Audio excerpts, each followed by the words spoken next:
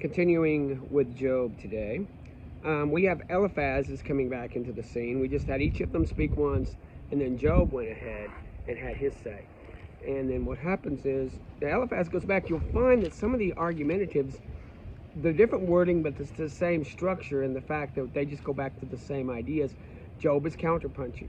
He is standing for, not for himself, he could care less. You'll find in this one today that he's kind of got this ready to die thing, which isn't fatalism. It's just that I'm at the end of this game. He made that point earlier that life has its moments, life has its differences. And so, what does he say over? Is there not an appointed time unto man? The idea, I'm at my appointed time. You know, I lived good, then God decided to be my enemy. He even has in here where he kind of makes it look like God grabs him like a rag doll and just shakes him. You know, God has decided to do this with my life, and I'm done. I'm not mad at him for doing it because he's God. I'm not going to call him on it. Who am I to call him on it and say, you can't shake me like a rag doll? And this is something that Eilphaz and Bildad and Zophar cannot deal with. We have Eilphaz making his argument in 15. Can a wise man utter vain knowledge and fill his belly with the east wind? The idea that you're nothing but hot air. I love the way they say this stuff. You know, you're like the east wind. You're just much hot air. Should he reason with unprofitable talk, or speeches thereof that he can do no good? Yet thou castest off fear and restraineth prayer from God. You should be praying to God, but you're restraining prayer to God. If you would just pray to God, this would all be over. You'd find yourself well. Everything would come back into place. You know that Job never prays to God. I'm going to give spoilers at the end that God tells his friends that if you will talk to Job, maybe I'll listen to him and forgive you. So who actually is, you know, that Job becomes actually their intercessor. So we have this where he's talking about that thine own mouth condemneth you, yea, not thy own lips testify against you. For he makes the point here, and it's his point, and it's not very well made, that with us are both the gray-headed and the very aged men, with the elder, much elder than thy father. Are the consolations of God small with thee? Is there a secret thing inside of you?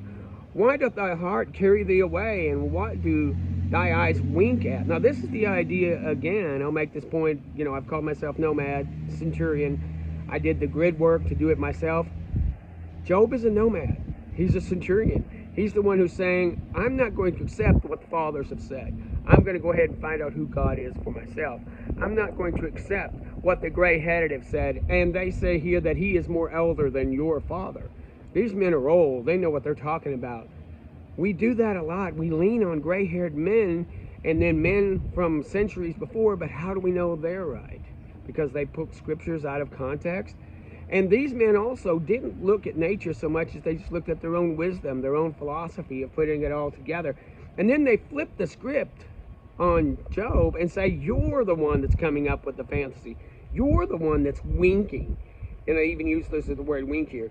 Doth your heart carry thee away, and what do thy eyes wink at? You're like, oh yeah, I can make this work. Oh, this is the way it is. Thou hast turned thy spirit against God, and lettest thy words go out of their mouth. What is man that he should be clean, and he that is born of woman that he should be righteous? You can't be righteous in your own eyes. You have to do it our way. You have to follow this prescription here.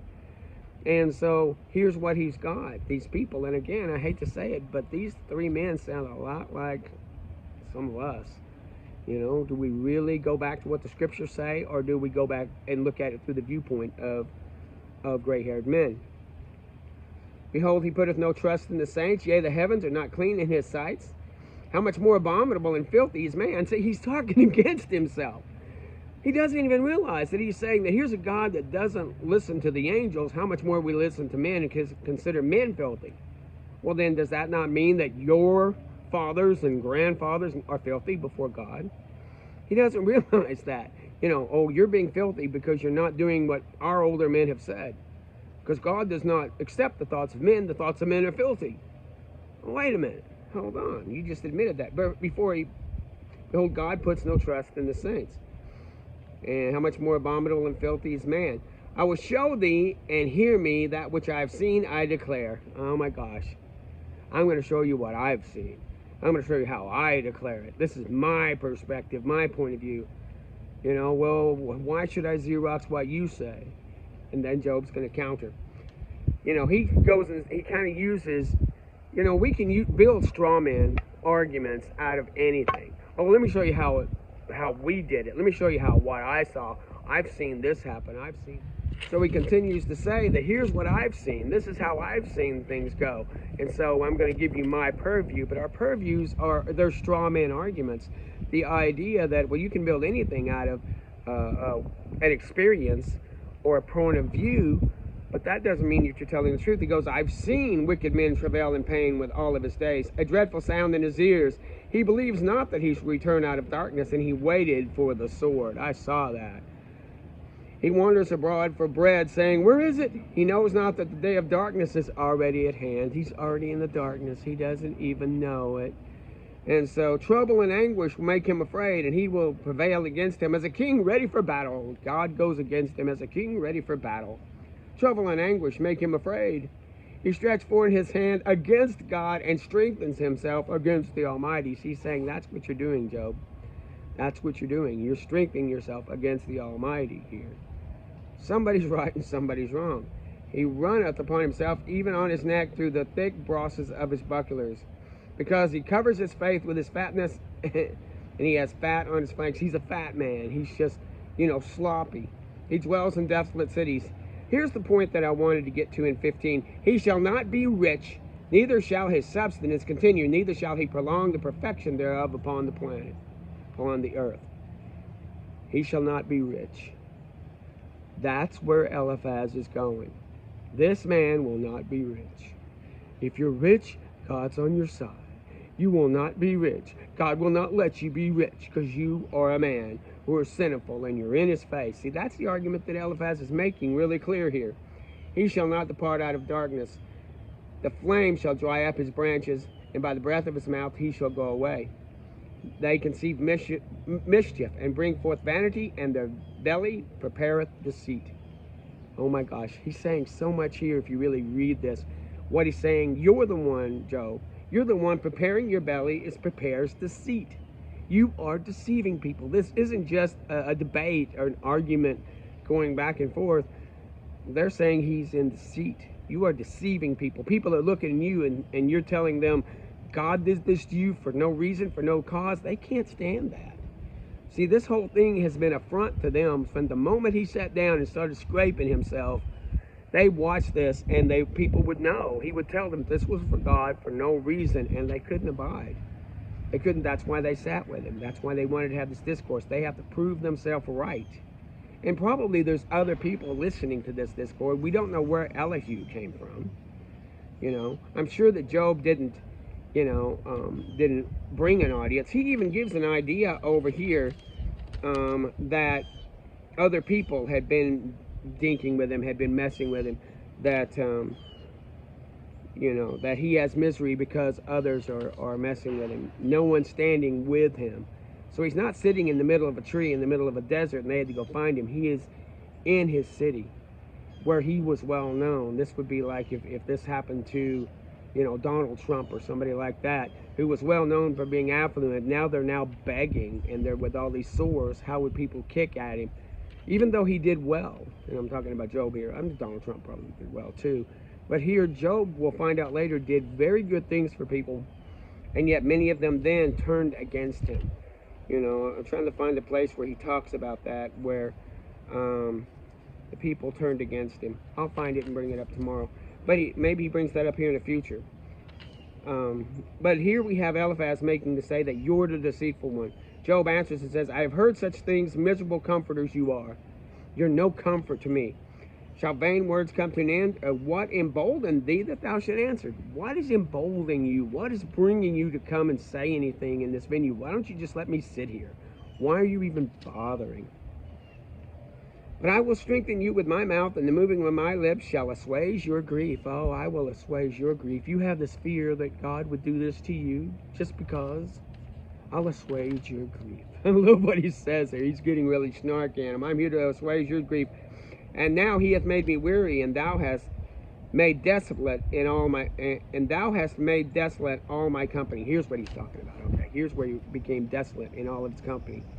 His friends, his family, his structure had left him. And so what happened is he talks about that in how that he says that for thou hast made me weary, and thou hast made desolate all my company. That's where I was going to. And thou hast filled me with wrinkles, which are witness against me. I've been so sorrowful. I'm so sad that my face is wrinkling. I don't smile anymore. This is talking about God now. He teareth at me with wrath. He hateth me. He gnasheth upon me with his teeth. Mine enemy sharpens his eyes against me. See, this isn't just God, things happening by accident. This is the ragdoll moment. This is the moment where he's saying, God's shaking me like a ragdoll. And so, he gapes at me with his mouth. They have smitten me upon the cheeks. He's talking about his friends now when he says they. He is God in verses 8. In 9 is God, but in 10, they have gaped upon me with their mouths. They have smitten me upon the cheek. Reproachfully, they have gathered themselves together against me. So again, he's got this thing going. It's not just sitting there scraping himself. These people, you can imagine a bunch of these young men just going over and taunting him and kicking at him and throwing dust at him and people spitting on him or whatever is happening. You deserve this. Look what God has done to you because you're a sinner. I mean, there's a lot of depth here in 16 that we don't see about how he was treated. I thought that was in another chapter, but that's here. God has delivered me to the ungodly and turned me over to the hands of the wicked. That's what he's done. I was at ease, but he has broken me asunder. He has also taken me by my neck and shaken me to pieces and set me up for his mark. Again, the idea that he has shaken me like a doll. He has delivered me. His arches and compass abound me. He breaks up the breach upon breach, and he runneth upon me like a giant. Imagine the idea that God is just thundering at you like a giant, just going at you with terror. And this is the imagery that he's been giving. The fact that this is how that God is doing this. And he's agreeing with them God is doing it, but God's doing it for no reason. And he goes on here, my face is foul for weeping, and my eyelids are the shadow of death. Not for any injustice in mine hands, also my prayer is pure. Here he is, throwing his integrity back at them, saying, there's no injustice in my hands. Later on, we'll find where he does defend himself closer to the end about all the things that he's done, that are good. I'll have to look at that. Either he's doing it or Eilphaz is doing. One of the two is talking about how he used to strengthen people, how he used to give to the poor, how he used to control the economy. The idea that he was so powerful that he could control the prices of how things were. He could keep prices low. He could keep wages high. He had this kind of power. And so we see that he was not just an average guy sitting around. He used his power for good, and yet all of this. This is what they can't traffic. They can't traffic that someone as strong and good and powerful as Job could have God turn against him. Can't deal with that. He talks about him again as the giant. I have sewn sackcloth upon my skin and defiled my horn in the dust. My face is fouled with weeping. O earth, cover not thou my blood, and let my cry have no place. Behold, my witness is in heaven, and my record is on high. My friends scorned me, but my eye poured out tears unto God. I'm crying to God. My friends have turned against me. Oh, that one would plead for a man with God. Oh, that as he pleaded for his neighbor. When a few years have come, then I shall go my way. Hence, I shall not return. Again, he's talking about it. Just a few more years of this. I just have to hold on for a few more years, and I won't return. My breath is corrupt. All the days are extinct. The grave is ready for me. 17 is more of a discourse of how he's ready to die. But he's not ready to die with this fatalistic, well, darn it. So at the beginning of 17, he says, my breath is corrupt. My days are extinct. The grave is ready for me. 17 sounds like it's fatalistic, but it's an acceptance. This acceptance of, this is God's lot for my life. This is what he's doing. He's shaking me. He's coming at me like a giant. He has rounded up all this company against me. People are hating me. His archers encompass me. He talks about how God has delivered me to the hands of the ungodly, which is a smack against Eilphaz and his friends. but yet all these people have turned against him. And he is an affront to their thought process. He's an affront to their philosophical viewpoint of, no, this isn't God that does this. You are completely wrong. You're perverted. Obviously, you're in the wrong. Sometimes we don't see the depth of this. We kind of look at Job and go, well, it's about bad things happening to good people. That's not what it's about. It's not about, oh, well, make lemon from lemonade, lemonades from lemons kind of thing. No, this isn't about that. This is an example of God turning, against man. I mean, we don't know for sure what Job knew about the satanic realm, even if there was a Satan or not. We don't know what he knows. We do know that that everything comes from the hand of God. This is not election. This is understanding that God can do with people as he wills, but that's not saying he chooses everything so much as that he will work with people. He does work with people on things. He allows Job to have his integrity. See, he does still have a hedge around. It's just a wider hedge, but he still has a hedge around him. He told Satan, you can't take his life. So there is a hedge around Job still. So the idea here in 17, he's like, lay down now, put me in a surety with thee, who is he that shall strike hands with me? For thou hast hid their hearts from understanding, thou hast not exalted them. He that speaketh flattery to his friends, even the eyes of his children shall fail. He that has made me a byword by the people, and afore mine eyes also is dim by reason of sorrow, and all my members are as a shadow. Upright men shall be astonished at this, and the innocent shall stir himself up against the hypocrite. The righteous shall make hold of his way, and they that hath clean hands shall be stronger and stronger. But as for you all, do you return and come now, for I cannot find one wise man among you. He comes out and goes back at them, even though I'm here at the very end, even though I have people around me that are speaking flattery and that they are making me a byword. I still can't find any wise men among you. You think this is wisdom, what you're thinking? It's not wisdom. Here he is boxing and shooting back at them, even though at this point he's preparing to go the way of the dust. In fact, that's what he says. And where is my hope? As for hope, who shall see it?